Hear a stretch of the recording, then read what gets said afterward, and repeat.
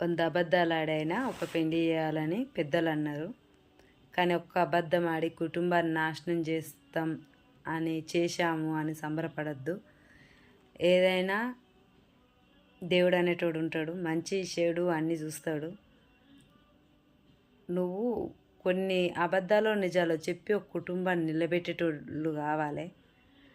అబద్ధాలు చెప్పి కుటుంబాలని ఏడవాపేటోళ్ళు ఉండొద్దు. ఎందుకంటే అది ఇక్కడితో పోయేది కాదు. దేవుడు కొన్ని సంవత్సరాల కాడ నుంచి మనం చూసుకుంటూ వస్తుండు. ఇంకా కొన్ని సంవత్సరాలు చూడాలి. జీవితం ఎట్లుంటుందో మన చేతిలో లేదు కదా, అంత పైవాడి చేతిలో ఉంది.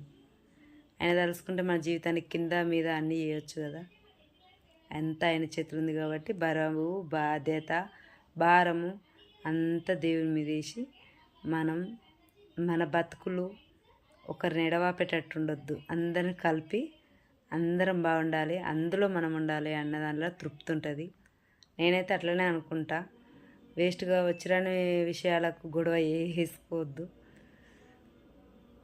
ఓకే అండి, అందరు బాగుండాలి, అందులో మనం ఉండాలి.